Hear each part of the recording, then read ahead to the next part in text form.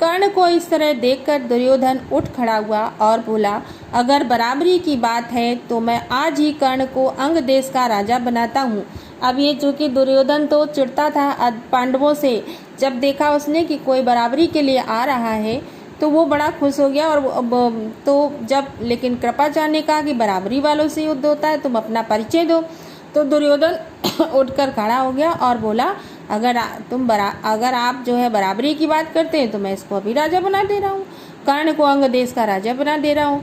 यह कहकर दुर्योधन ने तुरंत पितामह भीष्म एवं पिता धृतराष्ट्र से अनुमति लेकर वहीं रंगभूमि में ही राज्याभिषेक की सामग्री मंगवाई और कर्ण का राज्याभिषेक करके उसे अंग देश का राजा घोषित कर दिया।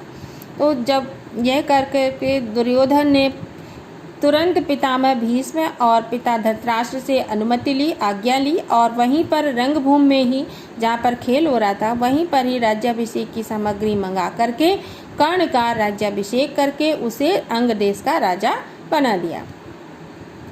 इतने में बूढ़ा सारथी अधिरथ, जिसने कर्ण को पाला था, लाठी टेकते हुए और भय के मारे कांपता हुआ सभा में प्रविष्ट हुआ। अब जो बूढ़ा हो गया था सारथी अधिरथ और जिसने कर्ण को पाला था, वो अपनी लाठी टेकता हुआ भय के मारे कांपता हुआ सभा में प्रवेश किया उसने। और कर्ण जो अभी अभी अंग देश का नरेश बना दिया गया था, उसको देखते ही धनुष नीचे रखकर उठ खड़ा हुआ और पिता मानकर बड़े आदर के साथ उसके आगे सिर नवाया।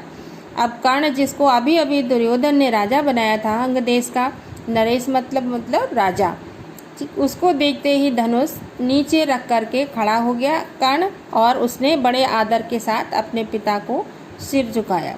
बूढ़े ने भी बेटा कहकर उसे गले लगा लिया। यह देखकर भीम खूब कहा मारकर हंस पड़ा। यह देख कर के जो था भीम को बहुत तेज हंसी आई और वो खूब जोर जोर से हंसने लगा और बोला, सारथी के बेटे, धनुष छोड़कर हाथ में चाबुक लो, चाबुक।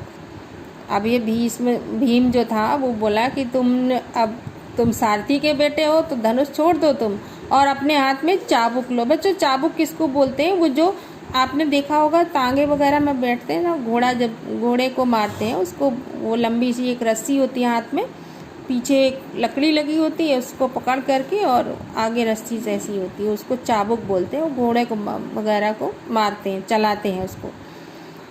तो ये भीम बोला कि तुम धनुष छोड़ दो और चाबुक पकड़ो अपने हाथ में, क्योंकि ये सारथी का बेटा था और सारथी क्या करते हैं, रथ चलाते हैं, है ना। तो ये बेटा था तो उसने कहा कि तुम अब धनुष छोड़ दो और अपने हाथ में